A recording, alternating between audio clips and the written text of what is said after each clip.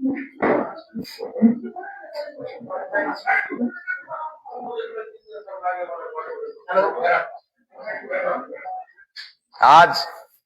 पत्रकार परिषद घेण्याचे कारण म्हणजे मुख्य कारण म्हणजे गेली 15 दिवस झाला नगर परिषदची आपली लागलेली निवडणूक या संदर्भामध्ये मी आदरणीय शरदचंद्रजी पवार साहेब यांच्या राष्ट्रवादी काँग्रेसमध्ये आपल्या बीड जिल्ह्याचे खासदार बजरंग बाप्पा सोनवणे आणि आमचे मार्गदर्शक राजाभाऊ फडसाहेब जे की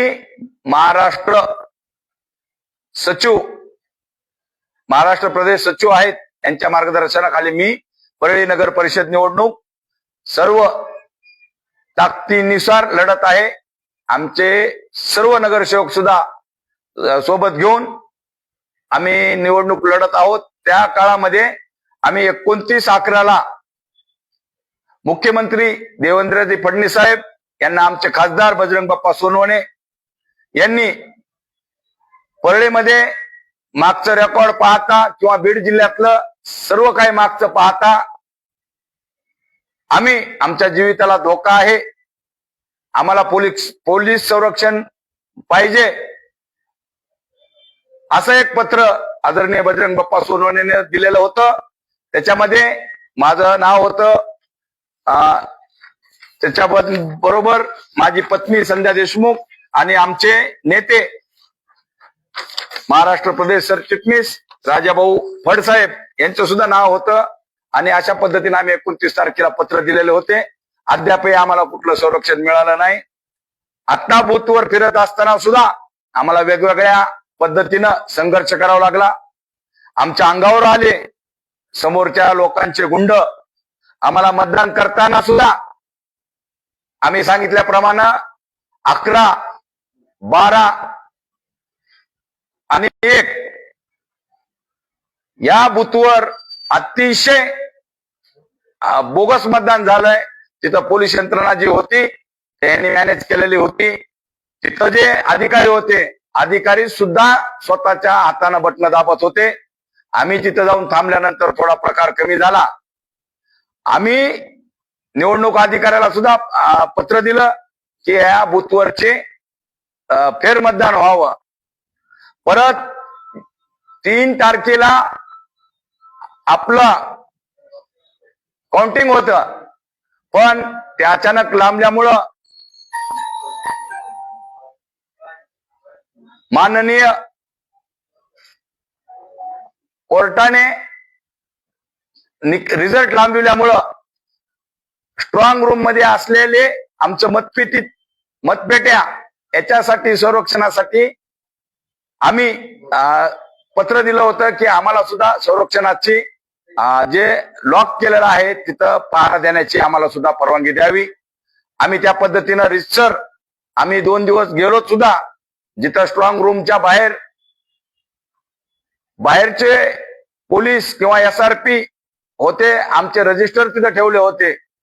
पोलिसला सुद्धा तिथे एंट्री नव्हती. SRPच्या ताब्यामध्ये सगळं बूथ होतं. बूथच म्हणते हे होतं. EVM मशीन जिथं ठेवल्यात, स्ट्रॉंग रूम तिथं रजिस्टर होते. आम्ही रोज जाऊन रजिस्टर आम्ही सह्या करायचो. पण अचानक त्यांनी कुठलंही लेखी आम्ही तर पत्र दिलं होतं आम्हाला इथं राहायची व्यवस्था करा किंवा बसायची व्यवस्था करा, आणि थंडीचे दिवस आणि चुकाडा असल्यामुळे आम्हाला पलंग किंवा हे आम्हाला घरून आणायची सोय करा. पण यांनी कुठलीही काही न करता आम्हाला फक्त टीव्हीचं कनेक्शन लावून खाली दिलं. पार्किंग मध्ये आम्ही तिथं 1 दिवस गेलो, पण 4 वाजता आमच्या गाड्या आल्यानंतर त्यांनी दार उघडलं नाही. त्यांनी सांगितलं हे मध्ये आणता येणार नाही. आम्ही शांत बसलो. ठीक आहे, काय हरकत नाही, आम्हाला बसून तरी पुढच्यावर बघता येते, त्या दृष्टीनं आम्ही बसायचो. पण अचानकच आमच्या पोलिसांच्या ड्युट्या बदलल्या. तुमचा काही संबंध नाही, तुम्ही कोण आहेत, बाहेर व्हा म्हणून आम्हाला हाकलून लावण्यात आलं. परत आम्ही लाटकर साहेबांना फोन केले. लाटकर साहेब फोन उचलीत नव्हते. संतोष रोडे साहेबांना फोन केले, ते बी फोन उचलीत नव्हते. 1.5-2 तास आम्ही बाहेर होतो. त्या दरम्यान हळूहळू प्रत्येक नगरसेवक, प्रत्येक भागातला नगरसेवक, अपक्ष असू पक्षाचे असू, सर्वजण त्या ठिकाणी जमा होत होते आणि आम्हाला मध्ये जायला परवानगी द्या. तर त्यांनी आम्हाला पहिल्या वेळेस जे आम्हाला बूथवर जे पास दिले होते प्रतिनिधी म्हणून, त्याच्यावर आम्हाला सुरुवातीला मध्ये सोडलं होतं आणि अचानकच दुसऱ्या ड्युटीला पोलीस आल्यानंतर त्यांनी हाकलून लावलं आणि ते आम्हाला पास हे इलेक्शनचे परत दुसरे पास पाहिजेत. आम्ही म्हणलो आम्ही पत्र दिलंय, 4:42 पत्र दिलं होतं, पण दुसऱ्या दिवशी रात्री 10 वाजता हे आले नाहीत, आम्हाला पास आला नाही आणि त्यांनी ते आग्रह केला आणि आम्ही बाहेर थांबलो. त्या संदर्भात काही अधिकारी जवळपास सगळेच पिलेले होते. आमची ही बी मागणी होती की जे अधिकारी येतात त्यांचे 24 तासामध्ये जे ज्याच्या ड्युटी आहेत त्यांना त्याचे 24 तासात एकदा मेडिकल करावं, कारण हे 10-12 दिवसाचा विषय आहे आणि खूप सेन्सिटिव्ह विषय आहे. परळीमध्ये याच्या आधी सुद्धा 95ला बूथ त्या जिथं मतदान यंत्र ठेवले होते स्ट्रॉंग रूमला धाड, त्याच्यावर लोकांनी जाऊन पेट्या सुद्धा फोडल्या होत्या. हे आपल्याला सगळ्या महाराष्ट्राला माहिती आहे. त्यावेळेस अंबाजोगाईला कॉलेजमध्ये ते मुंडे साहेब आणि बाबूराव आरसकर होते, त्यावेळेस सुद्धा असा प्रकार झालेला होता.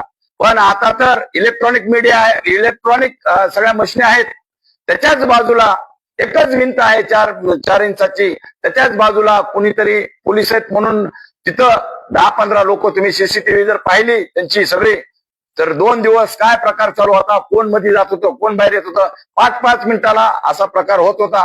आम्हाला संशय आल्यामुळे आम्ही परत त्यांना हे केलं, तर त्यांनी आम्हाला दाबदडपीची भाषा केली. हे कुणाचं ऐकून करतात हे काय अजून कळालं नाही, पण दाट संशय आहे की इथले आमदार, इथले मंत्री हे सगळं नियोजन चालवतात आणि ह्याच्या आधी सुद्धा चालवलं आहे, बोगस मतदान झालेलं आहे आणि हेच लोक लाटकर आणि ते दुसरे जे आहेत रोडे आणि कांबळे, हे दोघ जण आणि पोलीस अधीक्षक जे आहेत पोलीस इथले, हे सगळे काही प्रमाणातले बरं का, सगळे म्हणजे काही त्याच्यातले मॅनेज आहेत आणि ते हुबेहूब त्यांच्या घरगाड्यासारखं काम करतात. हे आमच्या पहिलेपासून आम्हालाही माहिती, पण आता ते पुरावा आल्याशिवाय आम्ही सुद्धा समोर आणणार नाहीत.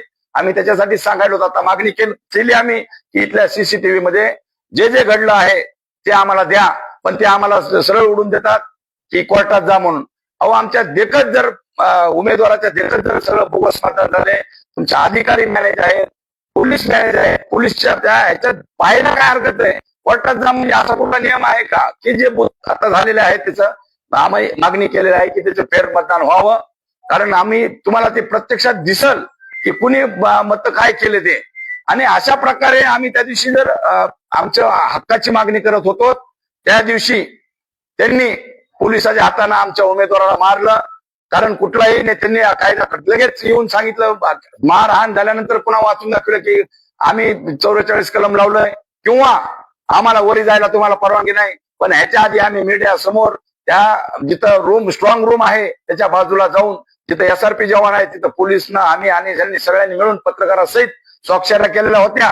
पण अचानकच त्यांचा नियम बदलला आणि आम्हाला खाली पायऱ्यावर जाताना सुद्धा आमच्या उमेदवाराला काट्याने बेदम मारलं. त्याची सुद्धा आम्ही कंप्लेंट करा गेलो 3 वेळेस, त्यांनी सुद्धा कंप्लेंट घेतली नाही. त्यांच्या पायावर वळत उमेदवाराच्या आणि असे पद्धतीने दहशत करायले. आम्ही दवाखान्यात गेलो, दवाखान्यात पण ते पोलीस पत्र आणा, पोलीस पत्र द्यायला तयार नाही.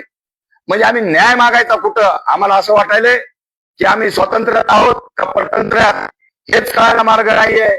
निस्ता गाजावाजा आहे की आम्ही स्वतंत्र आहे, स्वातंत्र्य, आम्ही स्वातंत्र्यात नाहीच असं आम्हाला जाणवायला आहे.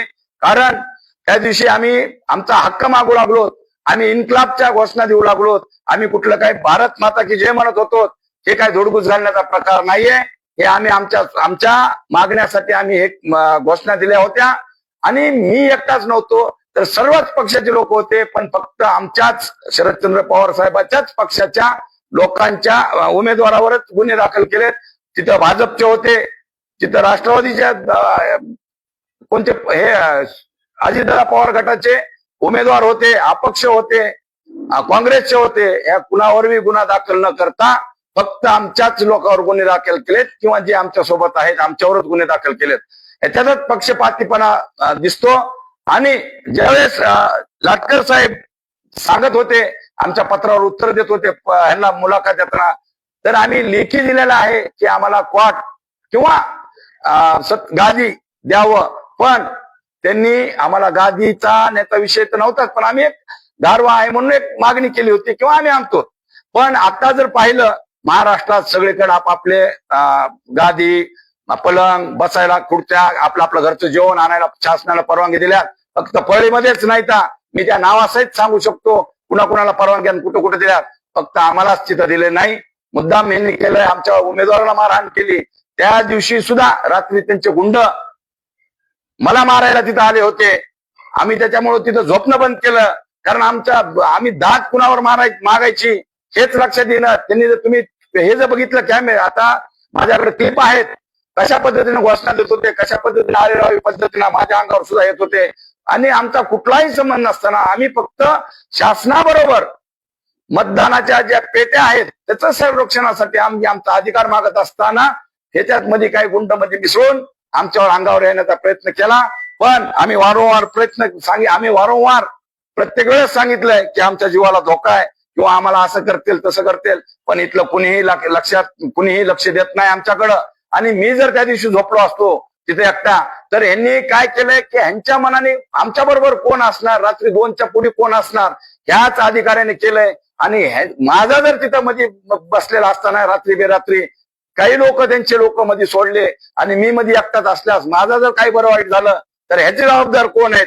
माझ्या बरोबर त्यांनी लिस्ट जर पाहताल तर भाजपचे लोक आणि काही काही वेगळ्या पद्धतीचे त्यांचे प्रतिनिधी माझ्यासोबत दिलेत. आम्ही म्हणलो होतो आम्हाला केव्हा बी जायचं, आम्हाला टाइम द्या, पण त्यांनी दिला नाही. पण आता एक सगळ्यात मोठा मी ज्या पद्धतीचे आम्ही आता हे घेतले आहे पत्रकार परिषद, हे तर सगळं झालंच आहे. पण आता सुद्धा राष्ट्रवादी काँग्रेस पक्षाचा जे की 20 ते 25 वर्ष झालं अजितदादा पवार गटाचा जो उमेदवार आहे, जे उमेदवार त्याची पत्नी आहे आणि तो स्वतः त्या पक्षाचा शहराध्यक्ष आहे, यांनी स्वतः त्याच्या एका मित्राला बोलताना सांगितलंय की तू दीपक देशमुख बरोबर राहू नको, ते धनंजय मुंडेच्या रडावर आहेत आणि तू त्याच्या बरोबर राहशील तर वेगळंच काहीतरी होईल, अशी त्याला मी रडारवर आहे यांनी स्पष्टपणे त्यांनी कबुली दिलेली आहे. पुन्हा आमचा अण्णा लगेच येणार आहे, ते सगळं बरोबर करणार आहे, ही सुद्धा त्यांनी त्याची क्लिप मध्ये क्लिअर उल्लेख केलेला आहे. अशा क्लिपा प्रत्येकाला धमक्या दिलेल्या, प्रत्येक उमेदवाराला धमक्या दिलेल्या, प्रत्येक पक्षाच्या उमेदवाराला मॅनेजमेंट करण्यासाठी त्यांनी बोललेलं. आता माझ्यापाशी सगळे लोक आहेत, ज्याला त्यांनी बोललेत, माझ्यापाशी सगळे पुरावे आहेत. ज्या उमेदवाराला धमक्या दिल्या, कुणाला गोडीनं दाब टाकलाय, कुणाला ह्यांनी टाकलंय, कुणाला तर उचलून नेलंय, या परळीनं सगळं पाहिलेलं आहे. पण मला आता सांगायचं आहे की माझ्या जीवाला धोका आहे. हे बी धनंजय मुंडे साहेबाकून, हे बी त्यांचाच माणूस, त्यांचाच जे आता नगरसेवक पती आहेत, माझ्या नगराध्यक्ष पती आहेत, त्यांच्या तोंडानच त्यांनी कबूल केलं आहे. हे दीपक देशमुख बरोबर तू जर आमचे काही मित्र होते त्यांना बी सांगितलं तू त्याच्या मागे दिसायलास, काल आमची बाईट झाली आपली, तर त्याला त्यांनी स्पष्ट फोन करून सांगितलंय की तू त्याच्या मागे दिसायलास, तू जर त्याच्या मागे दिसशील तर ते धनंजय मुंडेच्या रडारवर आहेत आणि अण्णा लवकरच यायला, अशा पद्धतीनं त्याला सुद्धा दाब टाकून त्याला माझ्यापासून दूर राह, आता त्याच्या बरोबर दिसू नको, अशा पद्धतीनं सुद्धा त्यांनी भाष्य केलेलं आहे. माझ्या बरोबर आतापासून मी हीच मागणी करणार आहे सगळ्या पत्रकार परिषद आणि ह्याच्यात सुद्धा इलेक्शन कमिशनरला आणि कलेक्टरला सुद्धा की ह्या धर्माधिकाऱ्याची या महिन्यातली सगळी रेकॉर्डिंग, त्याला काय म्हणायचं ते सीडीआर तपासावा. यांनी कुणाला अशा धमक्या दिल्यात परळीमध्ये आणि आमदाराची सुद्धा करावा. आम्ही आमदाराला कधी बोललो नाही त्या पद्धतीने हे विषय करतील, पण त्यांचाच माणूस ते सांगते धनंजय मुंडेच्या रडारवर आहे आणि अण्णा बाहेर यायलाय, म्हणजे याचा अर्थ माझा सुद्धा नेम, रडार म्हणजे नेम, निशाणावर आहोत आणि माझा निशाणा त्यांना करायचा आहे. मी याच्या आधी सुद्धा सांगितलं होतं, माझा सुद्धा मर्डर करायचा आहे त्यांना, माझा सुद्धा खून करायचा आहे, मी याच्या आधी सुद्धा सांगितलं होतं. याच्या आधी मी ज्यावेळेस त्यांच्यापासून बाजूला गेलो आणि नगरपालिकेच्या विषयी संबंधी आम्ही त्या नदीचं आंदोलन करत होतो, त्यावेळेस सुद्धा अशा पद्धतीनं त्या सोशल मीडियावर किंवा कुणाच्या तरी हाताने निरोप, त्यांना माहितीये की माझ्याकडे रेकॉर्डिंग होईल किंवा काहीतरी मी कुणाला सांगल, पण अशा कुणातरी अनोळखी माणसाबरोबर त्यांनी निरोप दिलेले, तू जास्त टूरटूर करू नकोस, तुला खलास करून टाकतो, तू जास्त माजल्याने करू नकोस, तू साहेबाच्या विरोधात बोलू नकोस, अशा पद्धतीनं मला धमक्या दिलेल्या आहेत. पण मी असल्या धमक्याला भीक न घालता मी आज पोस्टरची लढाई परळीकरांसाठी मी आतापासून इथवर आणली. तरी सुद्धा मला आता हे घ्यायचं कारणच हे की त्यांच्या सगळ्या क्लिपा आपल्याकडे आहेत आणि त्या मी प्रसार माध्यमाला देणार आहे. आणि मी आता पोलीस स्टेशनला गेलो होतो, आज बी माझी कंप्लेंट घेतली नाही, माझ्या जीवाला धोका आहे म्हणून. आज बी साहेब नाहीत, काय नाही, माझ्या तिथं नोंद आहेत. त्या दिवशी बी आम्ही गेलो होतो, बाबासाहेब देशमुखला काट्याने मारलं, जे की त्याच्या आज बी ओळख आहेत, त्याला हे करायचं आहे. ते सुद्धा पूर्ण त्यांनी पोलिसनं आमचा कुठलाही हे घेतला नाही, अर्ज सुद्धा घेतला नाही. पोलीस प्रशासन सुद्धा त्यांच्या दापाखाली काम करतंय. एवढंच मला सांगायचं होतं. आमच्या जर जीवाला काही बरं वाईट झाले त्या क्लिप नुसार याची जे कुणाचे नाव आहेत मी त्यांना जबाबदार धरणार आहे. आणि जे काही घडवते बाजीराव धर्माधिकारी जो आहे ते शातीर आहे, शातीर किडा म्हणतो तसं. हे परळीतल्या सगळ्या लोकांना कशा पद्धतीनं फोन लावलेत ह्याची सीडीआर चौकशी करावी. आणि ह्यांनी इथे आता एक टेप झालेली, पण ह्याच्या आधी सुद्धा ह्याच्या रेकॉर्डिंग आहेत, हे कुणाला काय बोललं ह्याचा सगळा सीडीआर काढावा. आणि ह्याच्या तोंडून किती जणांचे ह्याला जे त्रास होत आहे, ह्याच्या तोंडून किती जणांचे मर्डर झालेत हे सुद्धा त्या सीडीआर मध्ये निघतील ही मला खात्री आहे. ह्याचे सीडीआर पूर्ण तपासावेत, ह्याचे कुठं फोन झालेत हे बघावं. कारण ह्याला एवढी आळीबाळी बुळबुळ करते, हे हळूहळू डवचित आहे. आणि आजचा प्रत्यक्षात काल झालेला घटना मी आता प्रत्यक्षात तुमच्या समोर जाहीर करायलो आणि ते क्लिप सुद्धा व्हायरल करतो. ती क्लिप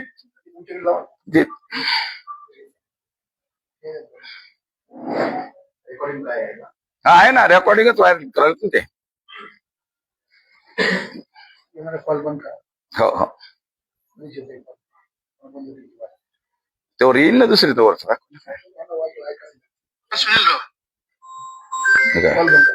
ते येत नाही मला ते करत. आणि पुन्हा हे जमते का हे करा.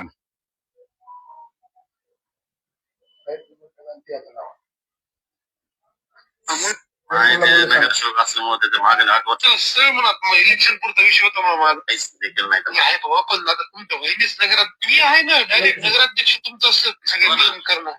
नाही बाकी काही नाही साहेब, कारण मी तुला आता जीवाभावातले आपण सगळे नियम करणं. नाही बाकी काही नाही, जायचीच गरज नव्हती तिकडे.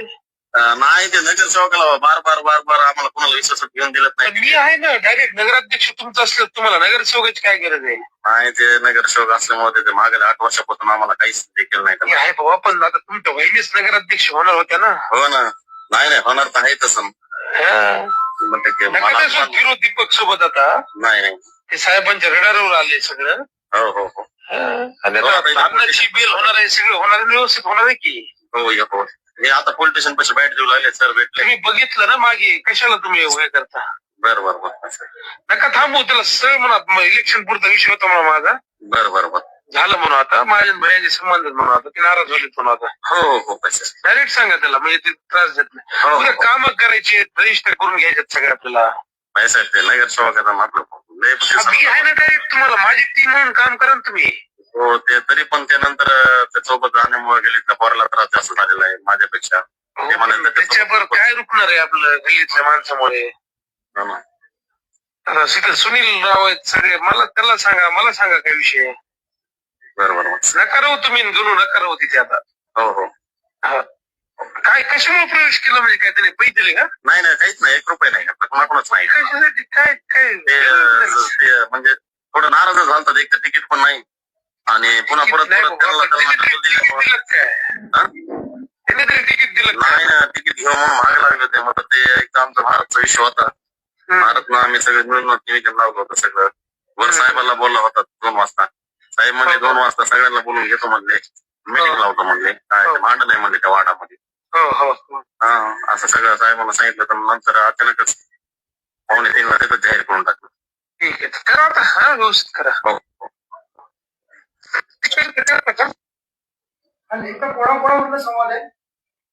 एक आपला कार्यकर्ता आहे सुनील मस्के म्हणून, त्याला त्याचा फोन आहे भैया धर्माधिकारीचा. आणि हे ते अशा 1000 फोन आहेत, एकच नाहीये. असं दाब टाकायचे हे ते 1000 फोन आहेत, 1000 रेकॉर्डिंग आहेत. पण मी रडारवर आहे, मला हे दाखवायचं आहे. आणि त्यांनी नगरपालिकेच्या जागा कशा रजिस्टर करायच्यात मी तुम्हाला करून देतो. ओपन प्रेस करून देतो, रजिस्टर करायच्या राहिल्या. आता काल आपली बाईट झालेली, ते माझ्या मागे जे पोरं होते त्यांच्यासाठी दिकलाय, त्यांना फोन करून सांगितलं तुम्ही त्याच्यावर राहू नका आणि ते रडारवर आहे, म्हणजे त्यांचं बी काही होईल माझ्यामुळं, अशा पद्धतीचं ते बोलणं होतं. म्हणजे दीपकराव साहेबांच्या आता मर्डर आणि अण्णा येणार आहेत लवकरच, बरोबर करू म्हणजे.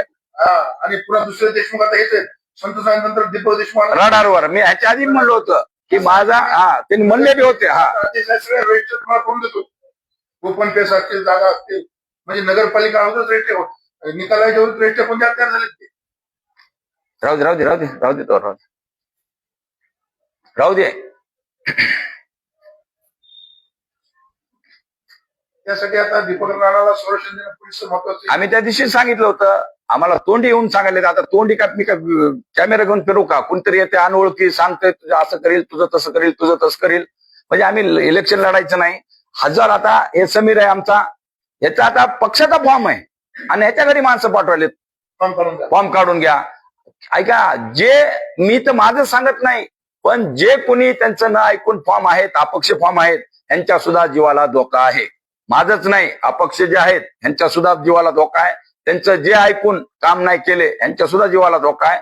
कारण असं घटना परळीमध्ये खूप वेळेस घडलेल्या आहेत. आत्ता जाऊन आलो, सकाळपासून दोनदा गेलो, दोनदा माझ्या एंट्री आहेत. एकदा ही त्यांनी तिथं नाहीतच, माझी कंप्लेंटच घ्यायला तिथं नाही आहेत. एसपी ला सुद्धा आता एसपी साहेबांकडे आम्ही जाऊन आता कंप्लेंट करणार आहोत.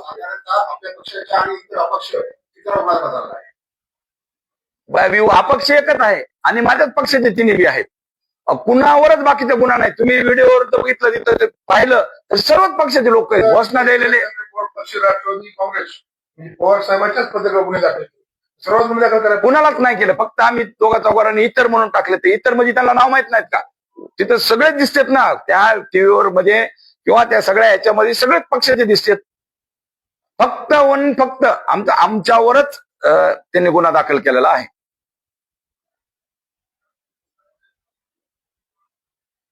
आणि मी त्या दिवशी तिथं जाऊन रात्री न थांबायचं कारणच ते की त्यांच्याबरोबर 2-3 गुंडाचे ते कुणाला पास देतील किंवा हे म्हणून मला मधीच मारून टाकतील त्या खाली त्या पार्किंग मध्ये. म्हणून मी त्या दिवशी झोपायला सुद्धा गेलो नाही, बाहेरून फक्त सही करून आलोच निघून. आणि कारण हे यंत्रणा, पोलीस यंत्रणा हे सगळे त्यांच्या म्हणण्याप्रमाणे चलते. अहो मध्ये बसलेले आम्हाला हाकलून लावले.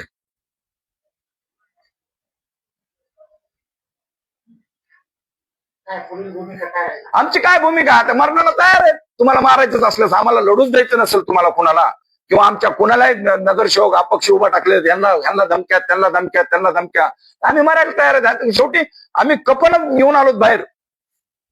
तुम्ही जो उल्लेख केला होता की प्रभाग क्रमांक 1, 11 आणि 12 यामध्ये जो बोगस मतदान झाला आहे, तक्रार सुद्धा दिलंय, त्याचा अभिप्राय नाही, काही नाही. तर आम्ही लाटकर साहेबांना म्हणलो, ते जा कोर्टात. आम्हाला असं कसं बोलायला? तुम्ही आता जे मध्ये कॅमेरा आहेत त्याच्यात बघा ना, तुम्ही ते लगेच सांगते हे बंद होते म्हणून. कॅमेरे सुद्धा, कॅमेरामध्ये अक्षरशः तुम्हाला सांगतो साहेब, पोलीस आणि तिथला जो अधिकारी होता मध्ये, काय कोणता अधिकारी म्हणते ते ह्याला झोनल अधिकारी, ते सुद्धा उठून बटणं दाबत होता. एवढी भीषण अवस्था. आम्ही एवढं सांगून प्रत्येक वेळेस पत्र देऊन सुद्धा ह्या 3 बूथवर अशा पद्धतीने घटना झालेल्या आहेत. कारण ते मधीच बसून मध्ये कारभार करत होते, मधीच बटणं दाबायचे. हे प्रत्यक्षात तुम्हाला जर त्याचे ते हे जर पाहिले सीसीटीव्ही तर त्याच्यात दिसेल तुम्हाला. प्रत्येक वेळेला एक आरोप होतो तुमच्यावर की तुम्ही स्टंटबाजी करताय, तुम्ही विनाकारण काहीतरी चर्चा करताय. बरं साहेब, हे स्टंटबाजी असले तर मग माझं केलं ना तुम्ही. महाराष्ट्रात सगळं चालू आहे ना. उलट मलाच त्या अधिकाऱ्याने, जे लाटकर साहेब आहेत, ते म्हणलं गादी, पलंग, सोफा सेट, उशा, झोपायचं दुसरंच तोंडाने काही सांगितलं. ह्या अधिकाऱ्याला जमतंय का? हे शोभतंय का? त्या पद्धतीनं जेवढं पत्रात आहे तेवढंच त्यांनी उत्तर द्यायला पाहिजे. एखादा राजकारणी असल्याने बोलतोय तो, आणि हिंमत तशी बघा ना त्याची. तिथं समोर नाही पण सगळं काम करून मोकळा. आता आम्ही त्यांना सांगितलं 12 मध्ये असं झालंय तसं झालंय, तर ते म्हणते कोर्टात जा. म्हणजे आता मग तुम्ही निर्णय अधिकारी कशाचे? तुम्हाला ते सगळ्याला मीडियाला घेऊन ते सीसीटीव्ही तपासले पाहिजेत. 11, 12 आणि 1 ची तर यांची कुठली भूमिका नाही. गप म्हणजे त्यांनी करायचं, ताकदीनं सगळं करून बसायचं आणि आम्ही कोर्टात खेटत बसायचं. आम्हाला न्याय नाही द्यायचा. नावच नाही त्याचे मतदान झाले. ऐका, वावर किती ग्रामीणचे माणसाचा वावर आहे मध्ये, आमच्याकडे व्हिडिओ आहेत, सगळं आहे, तरी त्यांचं कुठलं दखल नाहीये.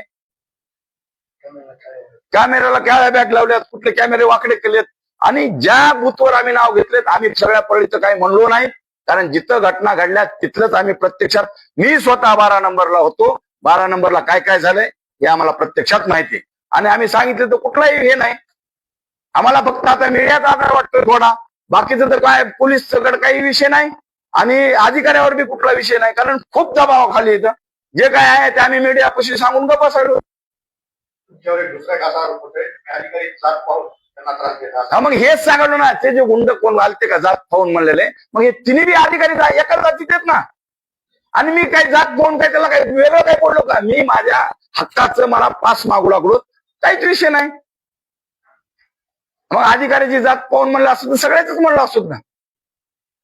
अर्ज छाननीमध्ये जे प्रकरण ठिकाणी होती आणि न्यायालयात केली होती, जवळपास सगळे प्रकरण निवडणूक निर्णय अधिकाऱ्याच्या निर्णयाच्या विरोधामध्ये गेले. मग हे या निर्णय अधिकाऱ्यावरती कारवाई व्हावी म्हणून तुम्ही मागणी करणार आहे. आता हे करावंच लागेल ना, कारण पुन्हा बरोबर ऐका ना, आमचा एकच प्रश्न पूर्ण झाला नाही तर दुसरा तिसरा हे निर्माण करीत चाललेत, आणि आम्ही कुठवर त्याच्या मागं असं पाठपुरावा करायचा असतं. साहेब, या अधिकाऱ्यांनीच निर्णय व्यवस्थित द्यायला पाहिजेत, ज्या नियमाप्रमाणे ते नियम सांगतील, खोटं काहीतरी करून मोकळं होते, नियम सांगतात खोटं काहीतरी करून मोकळं होते.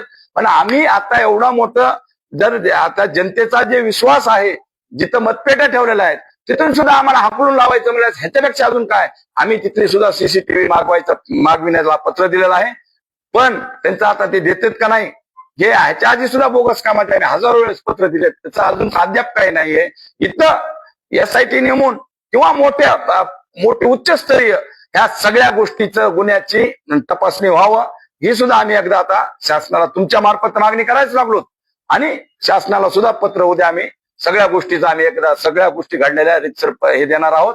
अजून 4 दिवस निवडणूक लांबू द्या, पण ह्या जे 11, 12 आणि ह्याच प्रत्यक्ष आत्ताच कॅमेरे उघडून वरच्या हायएस्ट लेवलचे कोणतरी अधिकारी बोलून त्या समोर 11, 12 आणि 1 वरचे कॅमेरे उघडून ते पाहावं, आणि त्याच्यात जर बोगस सगळं काय आढळलं असलं, बाहेरगावचे लोक ये जा करायलेले, गुंड प्रवृत्ती लोक त्याच्यामध्ये फिरायलेले जर दिसत असतील, किंवा बोगस मतदान अधिकारी बटन दाबालेलं पोलिसात देखत हे जर दिसले तर त्यांनी ताबडतोब ते सगळ्याचं इलेक्शन थांबवून परत इलेक्शन घ्यावं, ही आमची मागणी आहे. पोलीस अधिकारी तिथे बसायला तयार नाही, आम्ही आलो केस करायला, आम्हाला असं धमकी आली, मला तसं आले. बरं, ज्या पक्षात त्याचा प्रमुख आहे, त्या पक्षाचा की 10-12 वर्ष तो त्या अध्यक्ष आहे भैया धर्माधिकारी, ह्याच्यात त्याचा आवाज आहे ना, त्याचा आवाजाची रेकॉर्डिंग आहे, त्या कशा पद्धतीनं आमचा साहेबाच्या रडारवर दीपक देशमुख आहे, दीपक बरोबर फिरू नका, तुमचं काय होईल, हे असं सगळे ना, अण्णा येणार आहेत जेलमधून, पुन्हा सगळं बरोबर होईल, म्हणजे आम्हाला सगळे बरोबरच करायला बसला तुम्ही सगळे. एकदाच तुमच्या मनात कोण कोण आहे ते एकदा लिस्ट करा आणि एकदा खड्ड्यात लुटून द्या आम्हाला, म्हणजे तुमचं बरोबर होऊन जाते सगळं व्यवस्थित. रोज उठलं की काय काय लावलं हे. आता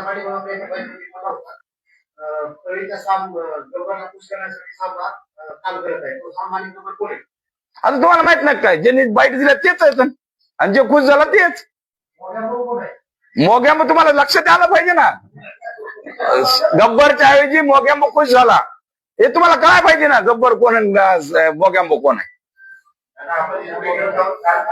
हो का, SP कडे आम्ही जाऊन हे तक्रार, आता ह्यांनी जर नाही घेतली, आज अजून परत जाणार आहोत, यांनी नाही घेतली तर आम्ही SP कडे जाणार आहोत.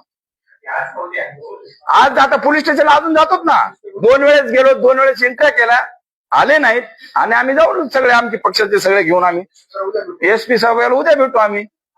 अहो, एवढं जर तेच प्रमुख म्हणत असेल, ऐका ना, त्या पक्षाचा प्रमुखच म्हणत असेल, आम्ही नाही म्हणलो, त्या पक्षाचाच प्रमुख म्हणत असेल हे रडारवर आहे, त्यांनी असे खूप जण रडारवर आणून मातीमोल केलेत ना. रडार शब्द काय मला माहिती ना, साहेबाच्या रडारवर आणि अण्णा बी येणार आहेत म्हणला सुटून, पुन्हा बरोबर करणार आहेत. हो का, मी कुणाला हे सांगितलं नाही, कारण खासदाराचा विषय इथं नाहीये. पक्ष म्हणून खासदाराला आम्ही प्रचाराला ते आले, राजाभाऊ आमचे नेते म्हणून ते प्रचाराला होतो, पण आता पक्षाचा बी ते जबाबदार आहेत म्हणून इथं आम्ही ही पत्रकार परिषद घेतली. कारण पक्षाला सुद्धा कळायला पाहिजे की जेव्हापासून सुरुवात झाली त्या ह्याची स्ट्रॉंग रूमची आणि तेव्हापासून आम्हाला त्यांच्या कानावर घालणं, ते प्रदेशाचे आमचे नेते आहेत त्यांना सांगणं, म्हणून इथे पत्रकार परिषद घेतली. बाप्पाला सांगायला आता हे कळलं आणि सांगू. आणि आता जमीन आम्हाला नगर परिषद जमीन कोणते रजिस्टर ऑर्डर येतील तुम्ही लक्ष तुम्ही विचारा ना त्यांना कशाच्या रजिस्टर आहेत म्हणून. ऐका, म्हणले आता बाजीराव धर्माधिकारीला विचारा कुठल्या रजिस्टर करून देणार आहेस बाप्पा. आता पुस्तक दिल्या तर बस झाले की म्हणाव, आता काय अजून देतो का म्हणाव.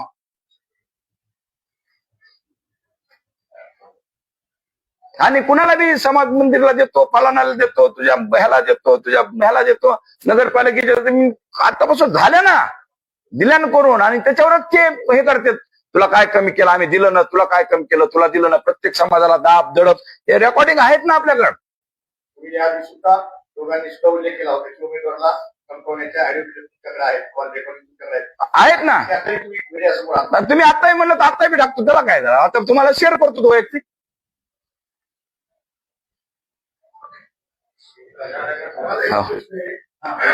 या तुम्ही काय पत्रकार या, अहो ते चालू आहे हो. राहू दे यावर कोण बोलतो निकालाची वाट बघ.